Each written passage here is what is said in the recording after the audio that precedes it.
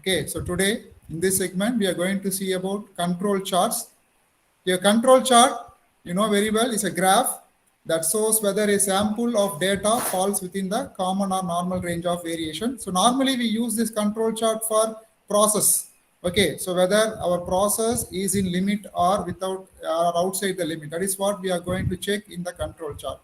So usually a control chart has two limits. One is upper limit and lower limit that separate common from assignable causes of variation. Okay, so if you have any variation, this particular control chart, we can easily identify using this chart whether the process is out of control or not. So I have given a model control chart. Okay, so I also have explained this earlier.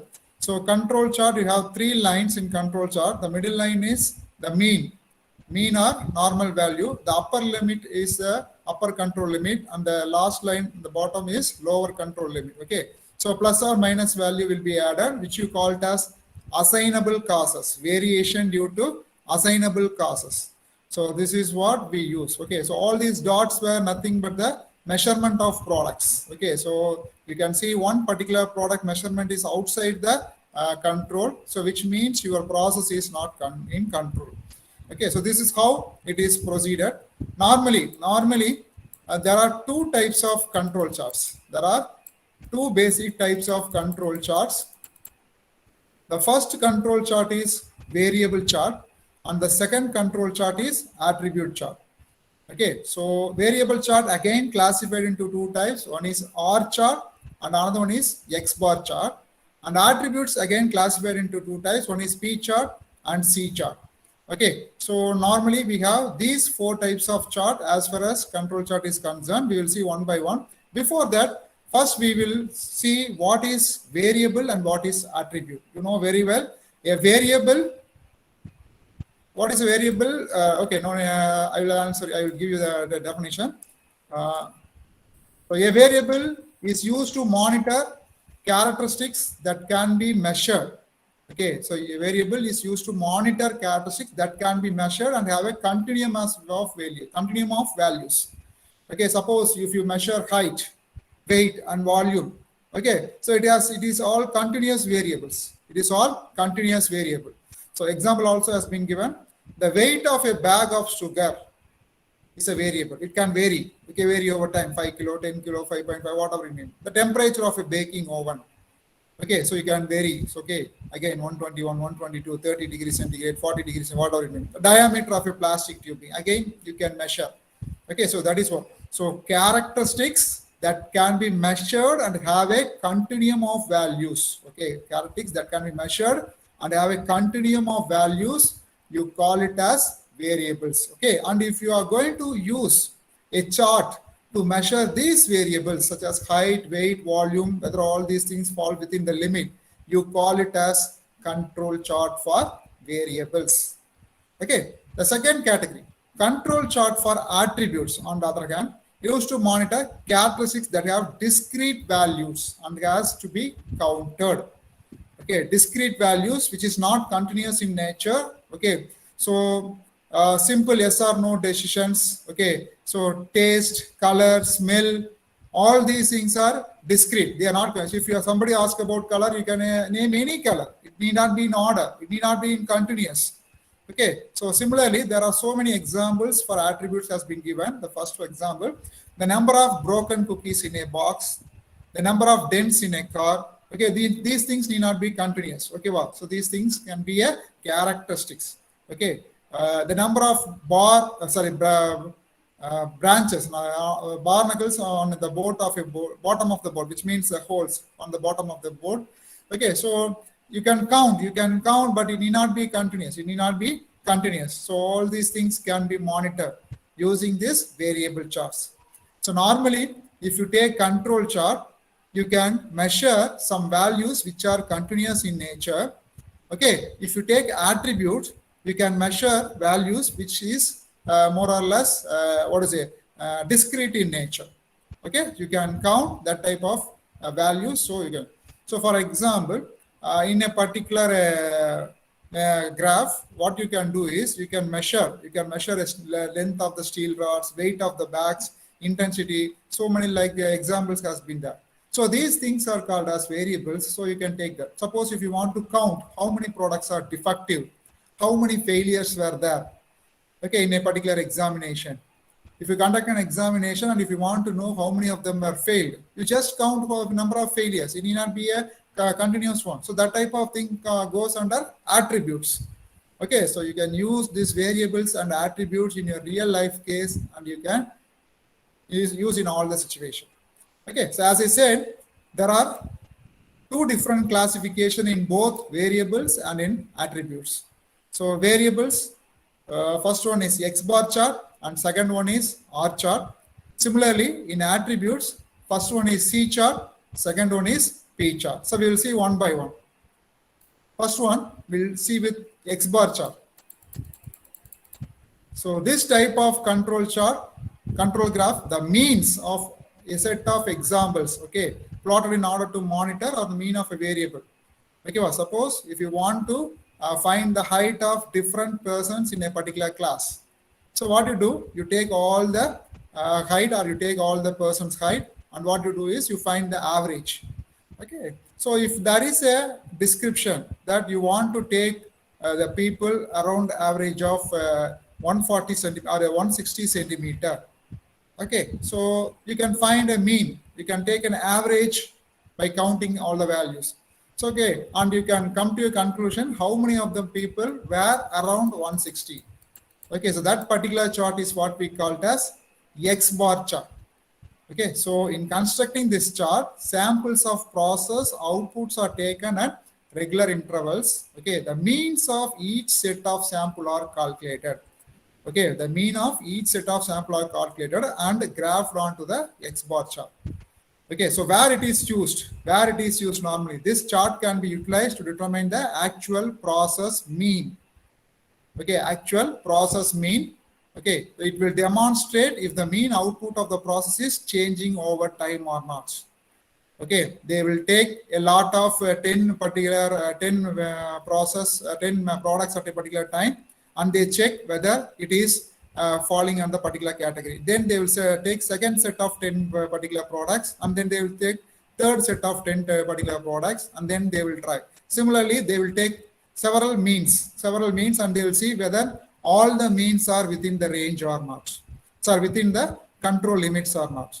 Okay, so this is what we call it as X bar chart. So X bar chart is nothing but mean. So whatever you draw a line over a particular alphabet, okay, it is representing a bar, which you call it as mean. You have to find the mean of that particular variable.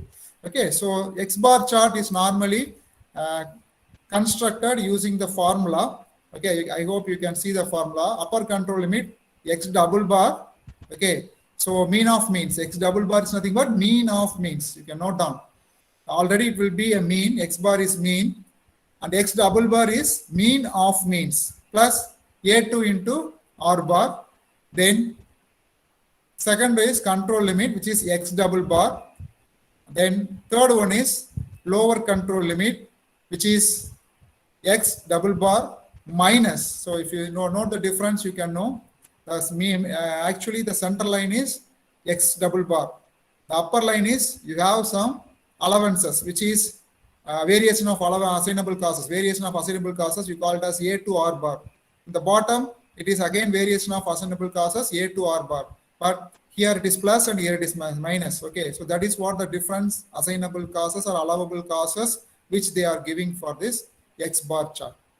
Okay, so what we do is in the next segment, I will try to give a for values data, so through which you can calculate this X bar chart and control chart on your own. We will discuss in the next segment. Now we'll go to the next topic or next chart. The next chart is R chart. You know what is R? R is range. Okay, so so R is range. So range set of you take a small number of set of values. Okay, wow. So a small number of set of values. For example, less than 10 samples. Less than 10 samples. You take less than 10 samples. In among the 10 samples, you find the difference between the largest one and smallest one. Okay, so you are going to take a samples. Each sample you take a less than 10 values or 10 products. Okay, so first sample less than 10, second sample less than 10, again third sample less than. Likewise, you can take 1, 2, 3, 4, 5, 6 sample or any number of samples. Each samples you make sure that it doesn't go above 10. Okay, so in a particular sample, what you have to do is you have to take the upper control. Sorry, you have to take the highest value, largest reading and the smallest reading. So normally you know the formula. So range is nothing but the highest value or the largest value minus the smallest value, the upper limit minus the lower limit.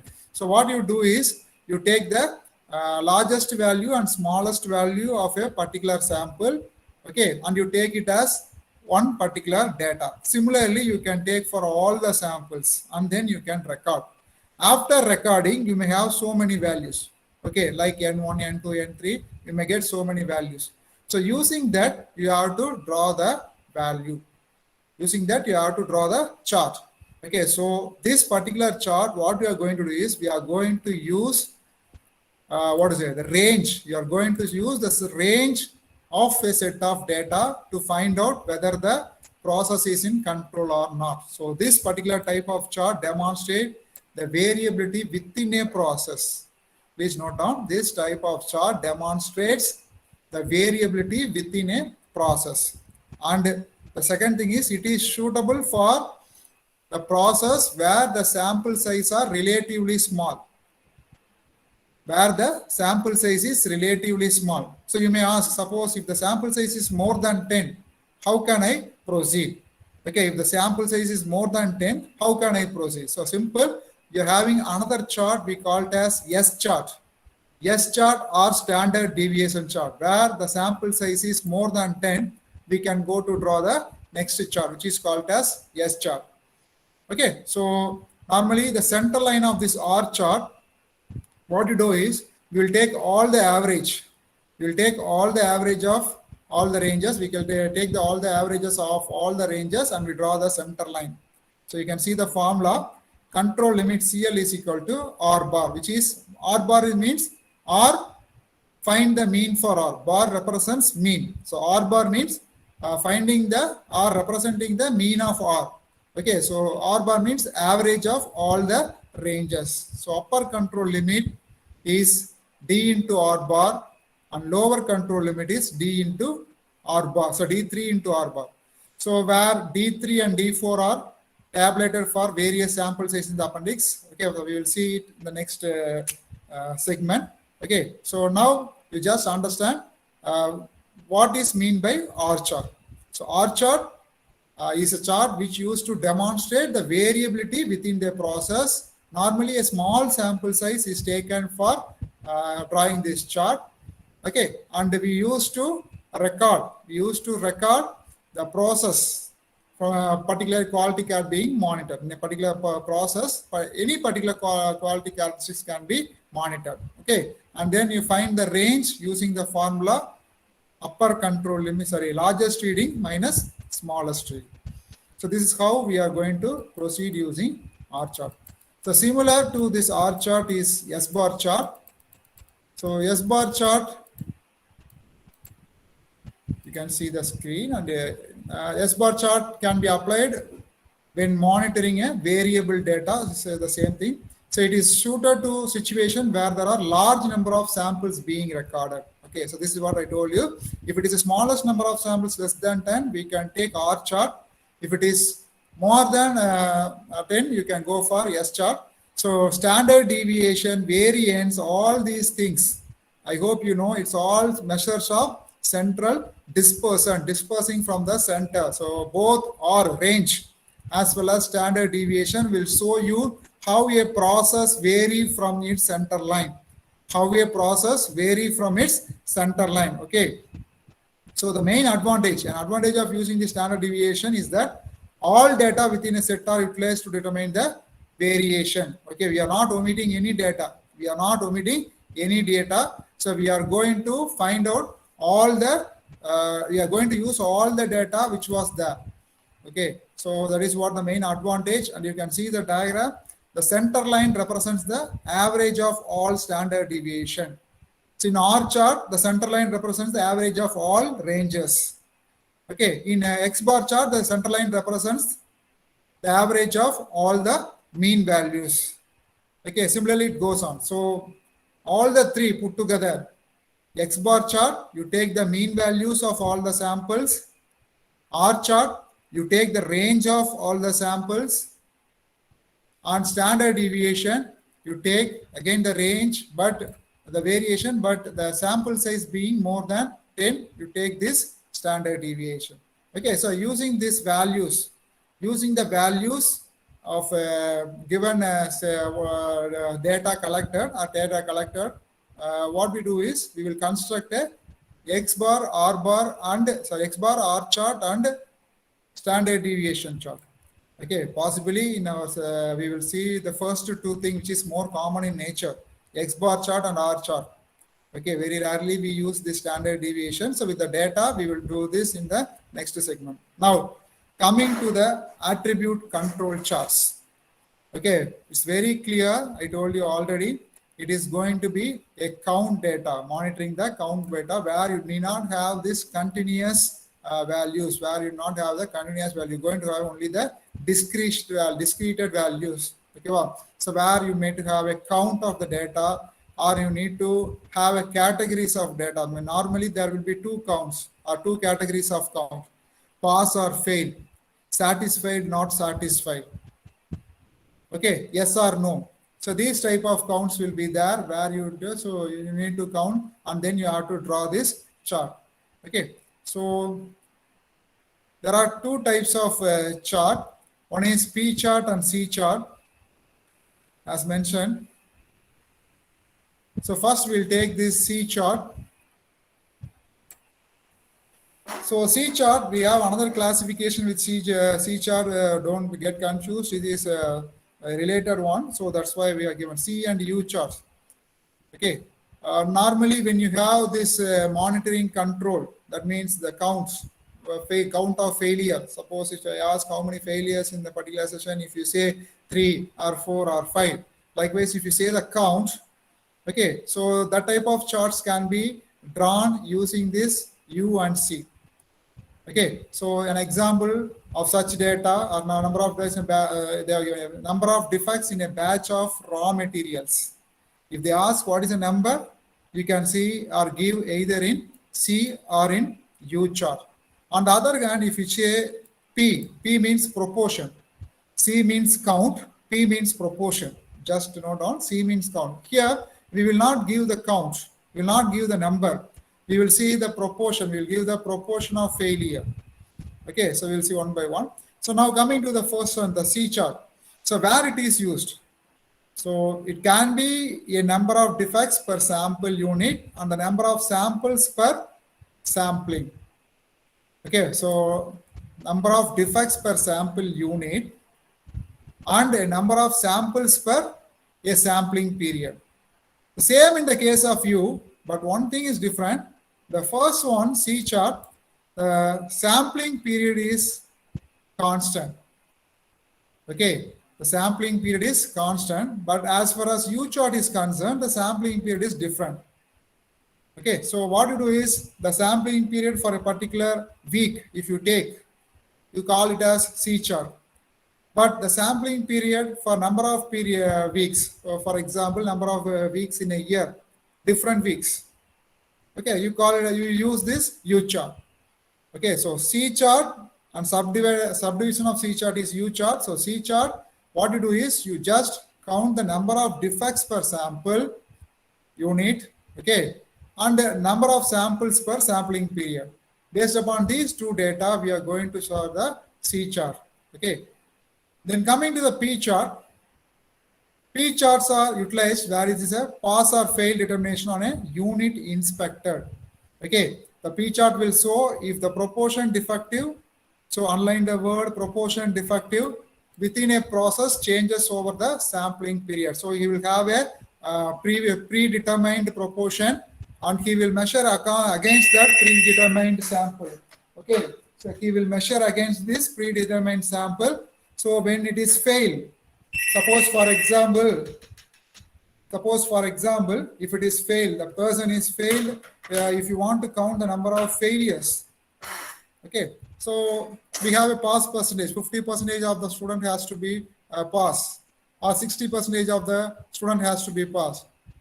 Okay, so that particular thing we call it as threshold value. So threshold value, we have that, and then based upon the threshold value, we will try to find out whether the product is a failure one or not. Okay, so based upon the threshold value, we will count how many students gets more than 60, or how many students gets more than below 60. Or how many students gets below between 60 and 68, sorry, 70, 60 and 70, something like that. Okay, so you can have a predetermined proportion and you are going to measure against the predetermined proportion. Okay, so what is the difference between P chart and P chart again? So the similar thing kind like U chart and C chart. So P chart sample size can vary over time, but NP chart sample will not vary. Sample size. Okay, so need not worry about NP chart and a U chart. You just remember what is C chart and what is P chart. C chart is a chart which is used to find out the number of defects per sample. Okay, and P chart is going to be, you are going to find out the proportion defective. It is going to show the proportion defective within a process changes over a sampling period. How many proportion it is defective than the previous one. Okay, so that is what we are going to calculate. So a model P chart and NP chart has been given here. What you can do is you can have a look. So again, the same thing. So P chart, fraction non-conforming, and the N chart, number of non-conforming. So all these things possibly, what we do is we will try to see in the next segment with the data values. Now we'll go to the next topic, which is process capability. Okay, so you don't bother about this process capability. We have to check whether all the process, we have to check whether all our process is within our control or not. So you take any type of process, and we are going to measure, whether it is capable of producing that particular product or not, whether the process is in control or not. That is what we are going to do. Process capability is nothing but we are going to check whether the process is in control or not. And what capability means is the amount of effectiveness in a particular process, whether it is capable enough to meet the specification or standards given by the customers. Okay, so now before going to see this process capability, what we do is we see what is the difference between control limits and specification limits. So you have seen control limits already. So there are two control limits, upper control limit and lower control limit. So I have also shown you a diagram which also represents two different limits. One is upper specification limit and lower specification limits. So what is this difference means? So how it was drawn, how it was standardized. Suppose if you take the first one, control limit, normally we will draw this control limit with the help of the voice of the process, which means based upon the previous process what we have done, we are going to do this control limit. But as far as the specification limit is concerned, we are going to draw this specification limit based upon the voice of the customer, which means getting the feedback from the customer. So control limits will get the feedback from the process itself within the organization. But as far as specification limit is, we are going to get the feedback from the customer and then we are going to change the limit. Okay, so limits are nothing but the expense, the size or the limit extension to which we can, we can change our process or we can have some alteration in our process. Okay. So the second important data is the calculated from the data. Control limit, normally what we do, we take data from the process and we try to calculate. But as far as specification limit is concerned, we are going to get the survey. We are going to get through the survey or prepare a questionnaire and get the feedback from the customer, and then we are going to do. So data from the process, data from the customer again. Okay, so these are some of the other process or other differentiation I have given here. But the basic definition, a specific limits are the targets set for the process, product by the customer, or market performance or internal target. So it is in its short, it is the intended result on the metric that is measured. Okay, so normally control limits on the other hand are the indicators of variation in the performance of the process. Okay, so this is purely, the control limit is purely indicators from the variation of the process, but as far as specification limit, it is from the customer side. So that is what we are given. So going to the basic definition of control limits. So limits for averages and established as a function of averages. Okay, so from the data which was taken from the machine study or from the survey, whatever it may be. So from the internal process, we are going to take the limits, maybe upper control limit or lower control limits. So here specification limit, we call it as allowable variation in size as per the design documents. Design. So here it is an estimated. Design is nothing but estimation done by the engineers. Okay. So how can we define this capability first? So normally this process capability or process spread refers to the performance of a process. Please note down. Performance of a process when it is operating in a control. Performance of a process when it is operating in a control. Okay, which equals to mean of output value. Mean of output value plus or minus 3 SD, which means standard deviation. So which also they are given as given in the mathematical form. So mu is nothing but mean plus or minus 3 sigma. Plus or minus, I think I have already given, that is tolerance limits or assignable or allowance causes. Okay, so plus means you can take a mu plus 3 sigma now, you can take it as upper control limit, mu minus 3 sigma now, you can take it as lower control limits.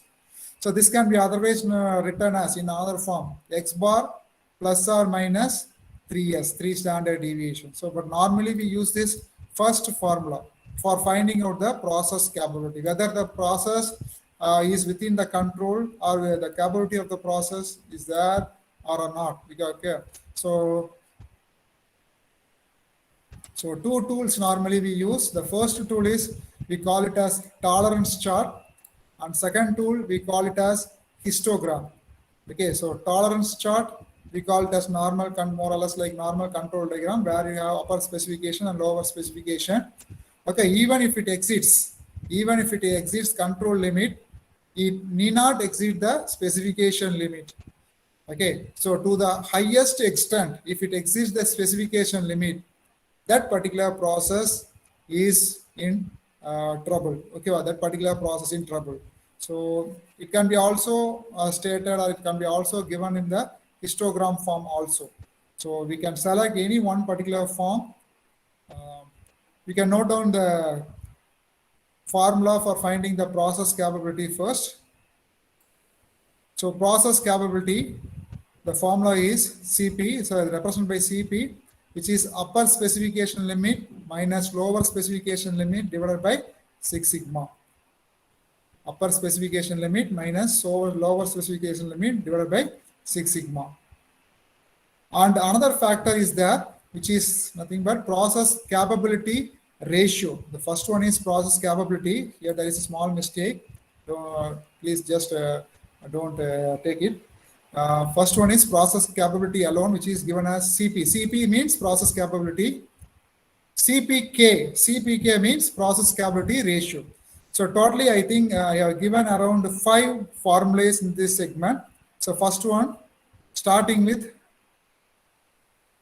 please note down all these, at least the name of the chart. One is X bar chart. Second one is R chart. The third formula what we have discussed is process capability, which is mu plus or minus 3 sigma. And fourth formula, process capability. Okay, so again the same thing they are given. I'll tell you in a different form. So the fourth one, you can take this third process capability again. CP is upper specification limit minus lower specification limit divided by 6 sigma. And the final formula, process capability ratio.